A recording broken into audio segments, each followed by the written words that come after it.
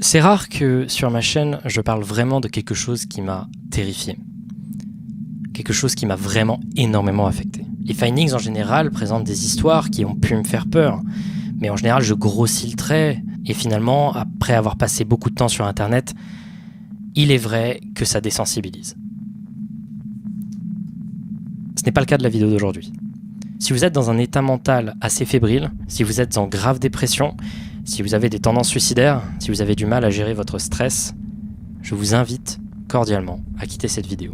Et pourtant, il n'y a pas de sang, il n'y a pas de mort, il n'y a pas de choses inhéremment glauques, il n'y a qu'une seule chose, la réalité est une des réalités les plus brutales qui existent. Est-ce que les sons ont réellement une puissance, un sens par eux-mêmes? C'est-à-dire, est-ce que si on prend quelqu'un dans le monde, peu importe sa culture, peu importe qui il est-ce que un son peut avoir du sens pour lui? En tout cas, dans la musique, la culture influe beaucoup sur ce qu'on va considérer comme un son agréable. Il y a de la musique microtonale, par exemple, en Inde, qui ne va pas sonner du tout agréable pour nos oreilles, alors que pour eux, c'est normal. Mais créer de la musique, c'est pas que créer de la musique agréable, un truc qui va faire plaisir à nos oreilles. C'est aussi créer des sons qui ont du sens. Est-ce qu'il y a quelque chose qu'on peut universellement placer comme un son qui a du sens? En tout cas, c'est une des nombreuses questions qui m'est venue à l'esprit lorsque j'ai écouté l'intégralité de Everywhere at the End of Time de The Caretaker. Cet album est l'album le plus sombre que j'ai pu écouter dans toute ma vie. C'est en réalité composé de 6 parties, 6 albums en soi, qui forment un tout qui est exceptionnel. Mais avant d'en parler, avant de rentrer dans le vif du sujet, j'aimerais raconter une histoire très personnelle. Ma grand-mère a Parkinson. Je crois que les premiers symptômes ont dû arriver il y a 10 ans. C'était très léger. C'est-à-dire, on la voyait trembler un peu plus. Dans ses discours, il y avait 2-3 phrases incohérentes de temps en temps. Elle avait des difficultés à tenir debout, à saisir correctement les objets. Bref, des trucs qu'on peut facilement accorder à l'âge. Mais j'ai vu au cours de ma vie sa santé se dégrader lentement. Et lentement, elle a commencé à ne plus être capable de communiquer, ne plus être capable de marcher, tout simplement parce que Parkinson enlève les réflexes. Par exemple, lorsque vous marchez, vous ne réfléchissez pas à chaque mouvement de vos muscles pour marcher. Il y a un programme dans votre tête qui vous dit « marcher, c'est comme ça ». Parkinson enlève ça. Lentement, ma grand-mère perd ses fonctions motrices et également, elle perd la capacité de parler. Il y a quelques temps, j'ai appris qu'elle était également traitée pour Alzheimer. Et c'était assez cohérent dû au fait qu'elle commençait à avoir de plus en plus de mal à identifier qui j'étais. Une fois sur deux, elle avait du mal à savoir quel était mon prénom, quel était mon visage, ainsi de suite, jusqu'à ce que parfois elle oublie carrément tout de moi. Les maladies neurodégénératives, c'est pas marrant. C'est pas marrant et pour moi, ça a toujours été une difficulté monstrueuse à m'imaginer ce que ça pourrait être que d'avoir une maladie neurodégénérative. Une maladie qui consume l'intégralité du cerveau lentement. À quoi ça peut ressembler? Eh bien, je n'avais jamais réussi à mettre le doigt sur ça jusqu'à très récemment, lorsque j'ai écouté Everywhere at the End of Time de The Caretaker. The Caretaker, c'est le nom d'un projet musical d'un certain James Leyland Kirby. C'est un musicien anglais qui a commencé le projet The Caretaker vers 1999 et qui a commencé à faire beaucoup de bruit en 2010. Enfin, beaucoup de bruit à l'échelle des projets musicaux électroniques expérimentaux ambiants, c'est-à-dire un peu. Le concept de la musique de The Caretaker est très particulier et recoupe avec les questions que j'avais pu poser au tout début. L'objectif de The Caretaker n'est pas de réaliser des sons agréables. Son objectif est de représenter des souvenirs et de représenter la dégradation des souvenirs avec le temps. Exprimer ce que ça peut être de se souvenir vaguement d'une pensée floue. Et pour ce faire, il a eu une idée de génie. Le projet de Caretaker a une identité sonore très simple. Leyland Kirby cherche de très vieux vinyles datant d'avant la Seconde Guerre mondiale, et ces vinyles très vieux, abîmés avec le temps, pour la plupart presque audibles, il va les sampler et les remettre dans un contexte où ils peuvent représenter des sortes de sons d'un autre temps, représentant donc des mémoires floues qui tous peuvent nous toucher. Le projet avançait lentement depuis les années 99 jusqu'à ce qu'en 2011, ils sortent un album, An Empty Bliss Beyond This World. Un album comportant des ambiances très agréables, comme parfois assez particulières, qui était présenté par Leyland Kirby comme inspiré par la capacité qu'avaient certains patients atteints de démence de se rappeler de très vieux souvenirs à l'aide de la musique de leur enfance. Il créera donc ce petit bijou de musique ambiante qui fait énormément frissonner. C'est un album vraiment magnifique. Et à ce moment-là, Leyland Kirby, il se dit The Caretaker, mon projet The Caretaker qui représente les souvenirs, j'ai envie de l'amener à une apogée. Et le projet Everywhere at the End of Time commence en 2016. Everywhere at the End of Time poursuit la dégradation étape par étape de la santé d'un individu atteint de démence. La démence, c'est toute une série de maladies qui généralement arrivent avec l'âge, qui réduisent tellement les capacités d'un individu qu'il n'arrive plus à être autonome et à vivre correctement. Généralement, à l'intérieur, il y a les maladies neurodégénératives et en l'occurrence, Everywhere at the End of Time fait un focus très important pour Alzheimer. Cette maladie qui efface tes souvenirs au fur et à mesure qu'elle avance et qui lentement te laisse comme une sorte de carcasse. Les 6 albums de Everywhere at the End of Time représentent chacune des phases de la maladie que je vais vous décrire à partir de maintenant. Je voulais vous parler de quelque chose de très important. J'ai, il y a quelques temps, réalisé un live stream en entier où je regardais l'intégralité du début à la fin des 6 heures de Everywhere at the End of Time de The Caretaker. De temps en temps, je vous montrerai un peu des réactions que j'ai pu avoir à certains moments du live stream. Chacune des phases est amenée avec une petite description réalisée par Leyland Kirby lui-même et chacune des phases comporte une pochette différente qui représente des objets un peu étranges qui nous font penser à des choses précises mais qui pourtant sont impossibles à identifier. On peut continuer. La phase 1 constitue le début de la maladie, des premiers signes de perte de mémoire, mais rien d'alarmant. La maladie peut à cet instant être difficilement perceptible, bien que lentement le présent s'efface. Les souvenirs sont présents, mais flous. Parfois ils partent et reviennent. Le son des morceaux est certes vaporeux, mais il est distinct et on peut percevoir des structures. Il s'agit de l'âge avancé où l'on recollecte les souvenirs qui vont peu à peu disparaître. Les titres des morceaux semblent montrer un peu ces souvenirs chaleureux et cette impression presque grisante de redécouvrir les choses. Le morceau 2 par exemple s'appelle « Nous n'avons pas beaucoup de jours ». Le morceau 8 « Un équinoxe automnal ». Et ensuite les morceaux 10, 11 et 12 qui sont de magnifiques schématisations d'un retour dans le passé du malade. Ils s'appellent respectivement « Les amours de toute ma vie »,« Dans nos yeux respectifs »,« Mon cœur s'arrêtera avec joie ». C'est les derniers jours de bonheur, les derniers jours avant l'horreur. C'est une des phases les plus courtes. Le premier album ne dure que 40 minutes, alors que le projet en entier dure 6 heures. Et nous ne sommes pas encore prêts pour ce qui approche. La phase 2 correspond au moment où le malade commence à comprendre que quelque chose ne va pas, mais le déni prend la place. Se résoudre à comprendre que l'on est malade et que l'on va disparaître lentement, c'est véritablement flippant. Et on se refuse de l'accepter. Le troisième morceau de l'album est le même que le premier morceau du précédent.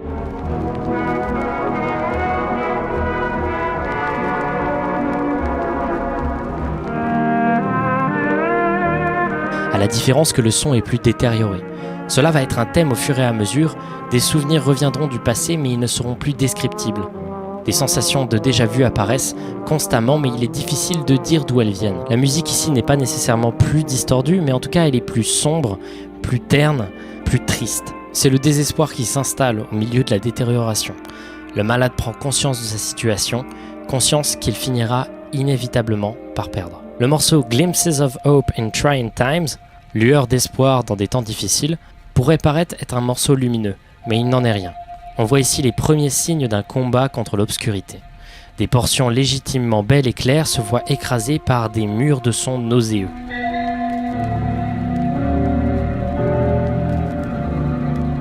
Les titres des morceaux embellissent cette idée d'un doux déni. Le morceau 1 s'appelle « Un combat perdu est enrageant ».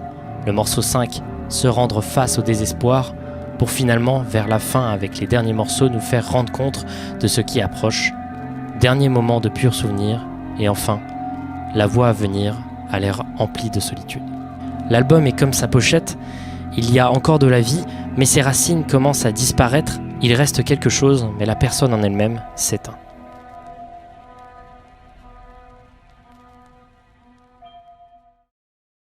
La phase 3 est la dernière phase de conscience.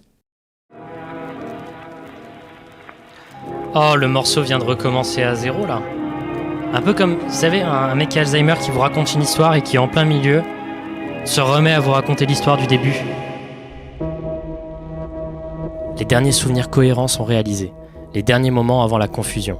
Les souvenirs sont distordus, détruits, isolés, incompréhensibles. L'individu devient un patchwork d'expériences qui s'effrite au fur et à mesure du temps. Les morceaux réutilisent de plus en plus de souvenirs du passé, de morceaux déjà utilisés qui se désagrègent, et on observe également la présence du morceau An Empty Place Beyond This World, déjà disponible sur l'album éponyme sorti en 2011, qui n'était pas lié à cette série d'albums. Le message est clair, on veut faire ressentir à l'auditeur des sentiments de déjà-vu de plus en plus accentués, de plus en plus lointains. La conscience de la maladie disparaît lentement, tu ne reconnais plus ta femme, ton mari, tu ne reconnais plus grand-chose et tu es terrifié. Tout semble confus, ce n'est que le début car le dernier morceau, Camaraderie en deuil, montre que le futur est bien plus distordu que ce que l'on peut espérer. Le morceau a encore une cohérence, mais tellement de choses sautent, se distordent, se serrent et s'étouffent. Les choses perdent lentement leur sens et leur logique. À partir de la phase 4, nous ne sommes plus dans la phase de la conscience, mais dans la phase de la post-conscience. Ce qui m'effraie le plus, c'est l'idée de mourir sans savoir que quiconque t'a aimé, en fait. À partir de ce moment-là, les choses vont devenir très sombres et insoutenables. Et là, pendant le live, j'ai commencé à vraiment souffrir.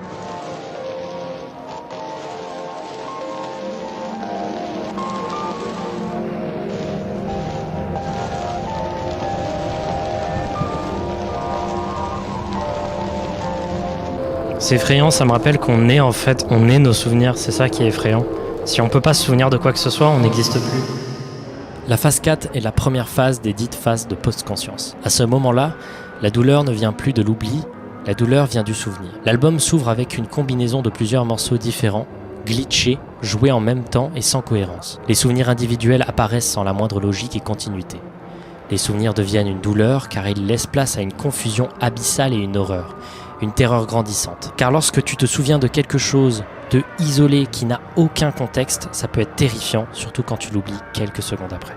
Les sons n'ont plus de sens, on cherche des points de repère, mais ceux-ci disparaissent extrêmement vite. La tristesse absolue de cette phase est que tous les morceaux ont le même nom, confusion de post-conscience. À l'exception du troisième et avant-dernier morceau nommé Temporaire état de béatitude, qui lui présente moins de brutalité, mais ses courts moments de calme sont instantanément détruits, anéantis. Le monde est un constant cauchemar, la personne disparaît au profit d'enchevêtrements de pensées et de répétitions assommantes.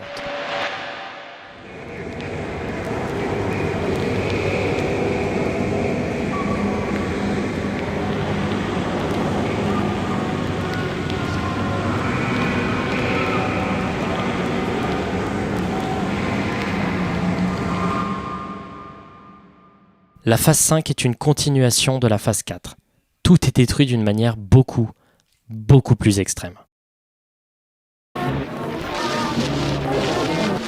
Oh putain, il y a des screamers. Oh, c'est comme s'il y avait un moment de clarté, un moment de souvenir.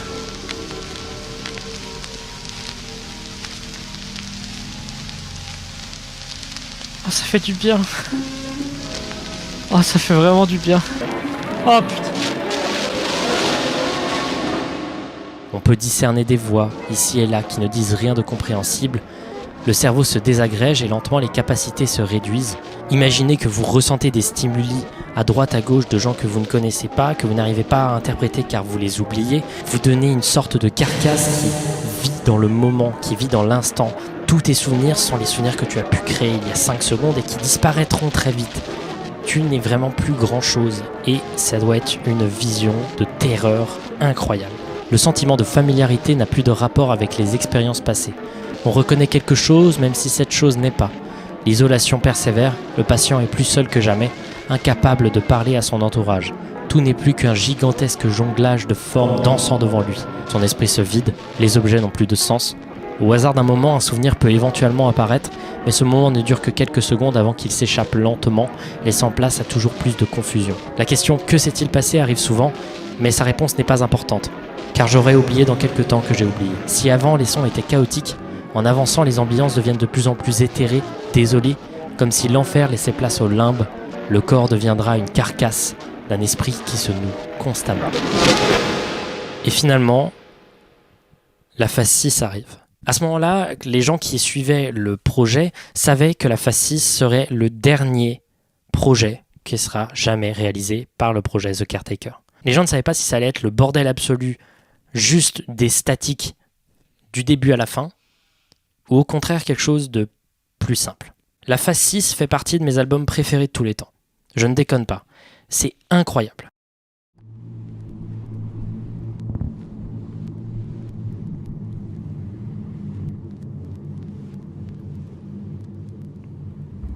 Bienvenue dans le vide.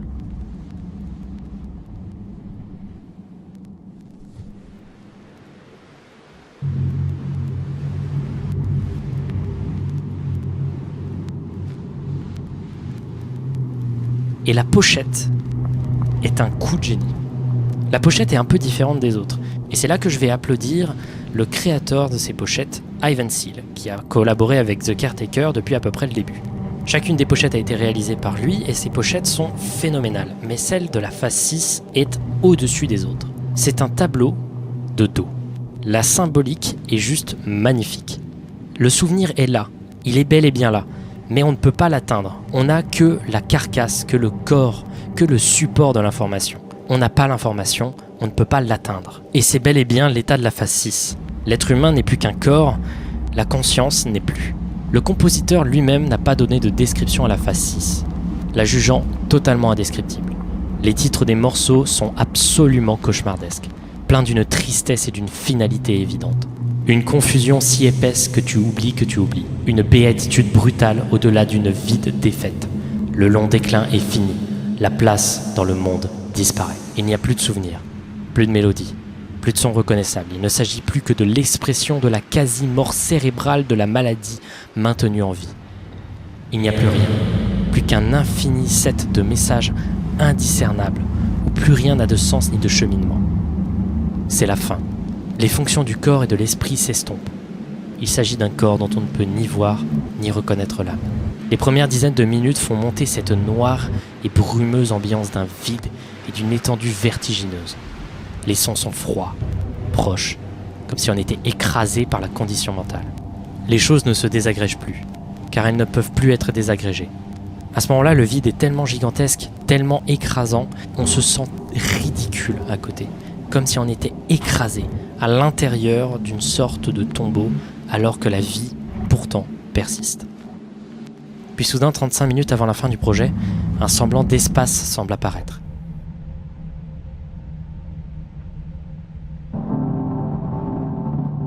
Des sons beaucoup plus durs se battent pour prendre de la place. Les silences sont beaucoup plus menaçants, d'un calme qui crie à s'arracher la gorge. Leur longueur semble indiquer que c'est la fin de la confusion intense. C'est le début de la fin de vie. Les pensées ne sont plus altérées nécessairement car elles ne sont plus. Puis au loin semble résonner une étrange sonorité. Un bruit s'échappe du vide, indescriptible. Quelque chose de dissonant mais qui, pour une fois, n'est plus enfermé. Quelque chose vient de l'extérieur et non plus du confin du crâne. C'est un espace terrifiant, mais un espace qui vient après énormément de temps passé enfermé dans sa propre tête.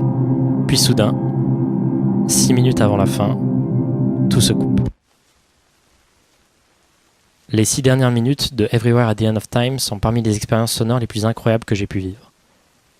Elles ne valent pas grand-chose si on les écoute seules. Mais après 6 heures et 24 minutes de douleur, ce soudain arrêt est un coup de poignard dans le cœur, un coup dans la gorge. Soit c'est la mort, mais vraiment la mort.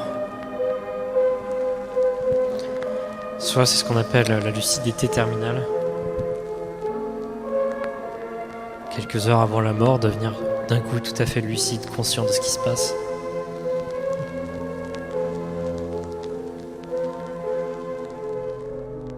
Juste une mort pitoyable, quelqu'un qui s'effondre et ses cœurs complètement détruits résonnent comme des anges amenant un corps au paradis, ou alors les funérailles qui emportent le tombeau. La mort et la perte de repères m'effraient plus que tout. J'ai peur moi aussi de voir ma vie devenir une toile visible que de dos. Je veux pouvoir reconnaître mon visage dans un miroir et ceux de mes proches dans les cadres. Je veux pouvoir continuer à faire sens de cette bizarrerie qu'est le fait d'exister. Si ces albums ne vous touchent pas ou ne vous prennent pas, c'est peut-être car l'idée même de volontairement se voir disparaître est quelque chose que vous ne voulez pas, et je comprends à 100%. Écouter ces albums, c'est ne pas rater une minute de ce qui semble interminable. Une fois fini, l'album n'est qu'un souvenir de plus à voir disparaître. Je ne pourrais pas tellement vous dire comment sonnent les morceaux de cet album, à l'exception peut-être de la phase 6, et c'est le but. L'objectif de ces albums est d'être une expérience qui ne peut être vécue que sur le moment. Elle ne peut être vécue que dans le présent, que dans l'instant. Nous manquons tous, petit à petit, de temps. Il nous échappe entre les doigts, et la maladie choisira l'un d'entre nous pour nous détruire, nous faire disparaître avant qu'on crève. Ma grand-mère me reconnaîtra-t-elle demain quand j'irai lui parler ? Est-ce que je parle réellement ma grand-mère ? Se souvient-elle de mon amour ? Je ne sais pas. Et cet album me fait comprendre que la réponse est certainement négative. Malgré cela, nous sommes nos souvenirs. Nous disparaissons tous un peu plus à chaque minute. Ce n'est pas une épée de Damoclès, juste un rappel de notre finitude. Nous disparaîtrons tous un jour, mais l'essentiel, c'est que nous avons été, que nous avons aimé. Et cela n'a pas de prix. Everywhere at the End of Time est un monument de la musique ambiante. Et j'ai été véritablement impressionné quand je l'ai vu. Et ça peut paraître extrêmement nihiliste et extrêmement violent comme expérience, ou alors ne rien vous faire, parce que tout simplement, peut-être que ces sujets ne vous touchent pas, ou que juste vous ne comprenez pas. Mais si on arrive à être ne serait-ce qu'un tout petit peu réceptif, les 6 dernières minutes de la phase 6 vous font un coup de poing dans la gorge, tellement c'est triste comme conclusion. J'ai écouté 2 fois en entier Everywhere at the End of Time. Une fois sur la période de 6 jours, de manière un peu sporadique, et la fin de la phase 6 m'a fait chialer. Et une deuxième fois du début à la fin, sans m'arrêter, avec vous en live. L'expérience a été cauchemardesque. Véritablement. Genre, il y a eu un moment vers la fin où j'étais littéralement en transe, j'avais envie que ça s'arrête, c'était une torture. Et les 6 dernières minutes ont été 6 des minutes les plus fortes que j'ai pu vivre dans ma vie. J'étais juste allongé sur mon lit et je réfléchissais un peu à tout ce qui se passait. Je laissais peut-être passer une petite larme à un moment. Et bizarrement, les pensées que j'avais n'étaient pas négatives. Et ça, c'est quelque chose que j'ai envie de dire. Cet album est probablement l'un des albums les plus dark que vous écouterez dans votre vie, mais pourtant, il n'est pas extrêmement négatif. Le bilan que j'en fais, c'est qu'on perd tous du temps. Et qu'il faut donc, au plus vite, en profiter au maximum. Prenez soin de vous, tant que votre santé va bien. Et prenez soin de vos proches. Récemment, en allant voir ma grand-mère, elle ne souffrait plus. Elle ne savait plus qui j'étais.